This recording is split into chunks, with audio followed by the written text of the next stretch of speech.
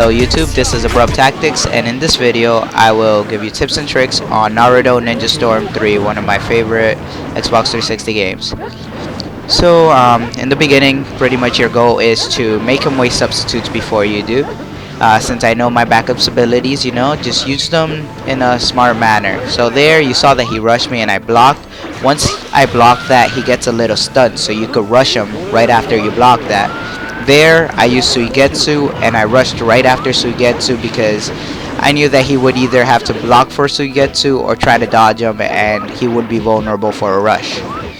So here I'm just extending my combo a bit until I couldn't anymore because I ran out of chakra.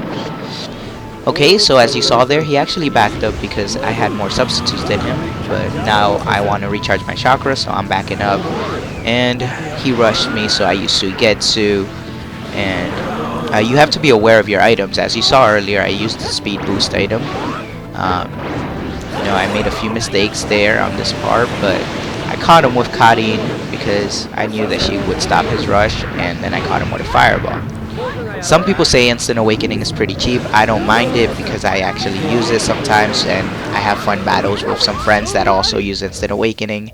And you see, you could still be an instant awakening character with a non-instant awakening character, as I did. With that, I won that tournament. So on this next tournament, I'm actually using a longer range character, Shino. In this match, I start off by doing a jump dash, which is useful for breaking their guard or for catching them off guard.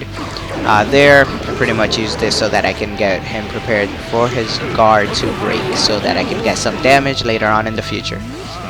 And we traded off some blows. I'm rushing so that I can catch him. Jumping over his dash works every single time that he does on the floor dash, but he could stop his dash by blocking at any point, so you have to be aware of that. And as you saw there, I broke his guard by using Instant Awakening. As I said before, I do use Instant Awakening. I personally think that makes the match more interesting and the characters look cooler. In this part, I actually should have finished my combo to send him flying right here.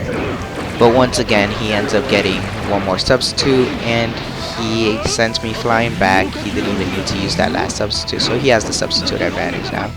I stay back a little, block, so that I can regain the advantage, and my substitutes come back, so I rush him. He has no substitutes. I go all out rush, do some long range, getting some hits. He wasted a substitute again, so his substitutes will actually take longer to regenerate. That's also another strategy. Most people wait for your whole full substitute bar to come back before wasting another substitute, so that you're not in his position. But yeah, so I get some damage by throwing his bugs. Since he's in his awakening, I'm trying to stay as far away from him as possible, because if he rushes me, his rush beats my rush. And that's just because he's in an awakening. If I go into awakening, our rushes would clash. But yeah, he has just a shuriken of health needed to destroy him, but he has the advantage because of substitutes. Luckily, his instant awakening wasted there, and I was able to catch him with a Rock Lee hit. Even though he had more substitutes, I caught him off guard.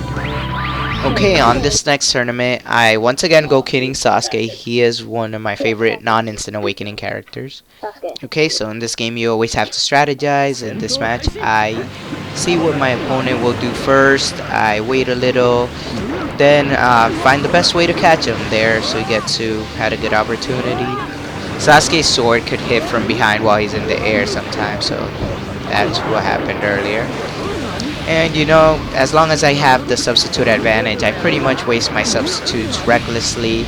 I'm trying to get as much damage as possible while I see that he has no substitutes. And you always want to have the substitute advantage so that you can get some damage in the end or later on in the match. And we're just going at it here. Here I see an opportunity to decrease his speed, so I take advantage of that, throw that tag, and I increase my speed. You always want to have that advantage on everything. I always use Suigetsu before rushing so that I can either get him with the Suigetsu or get him with the brush, or put some damage in his guard or something, make some progress. And I got him with an up B there.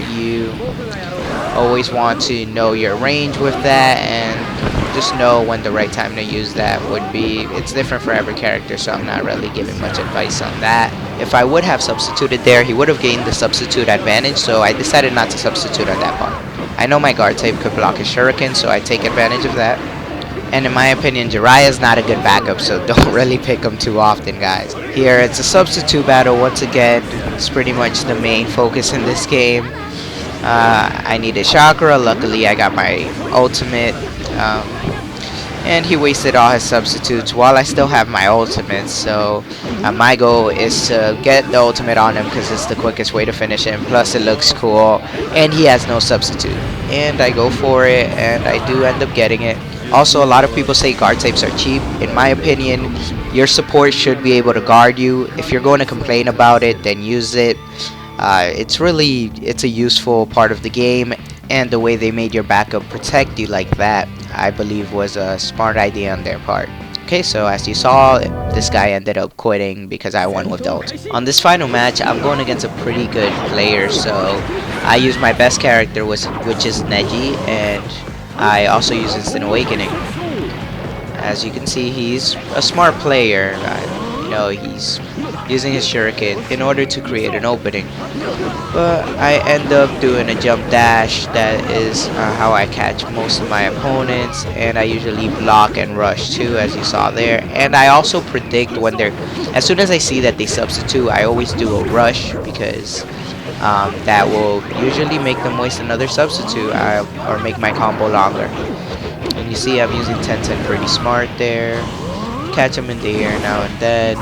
He breaks my guard, but I use Rock Lee so that I can buy myself some time to get out of it. I tap A to get out of a stun. I'm not sure if that actually works, but it does seem to make me get out of stuns a little quicker. At this point, I'm gaining the upper hand. He's playing a bit careful. We're both playing careful because we're both good players, but I want to, at this point I would want to waste as much substitutes as I can from him so that I can get some more damage off. I predicted that he was going to rush me, so I did a rotation while being an Instant Awakening so that I can recover from it sooner. And I was completely cheap in this match, and I got him with ultimate that you normally can't substitute unless you're substituting beforehand. If you see that they get their triple ultimate and you rush, keep pressing the substitute button as fast as you can because they're probably going to get it if you don't, and you can substitute it if you are pressing the substitute button beforehand. Some people also complain about that. I don't, because I know that you could substitute it as long as you're pressing the substitute button before.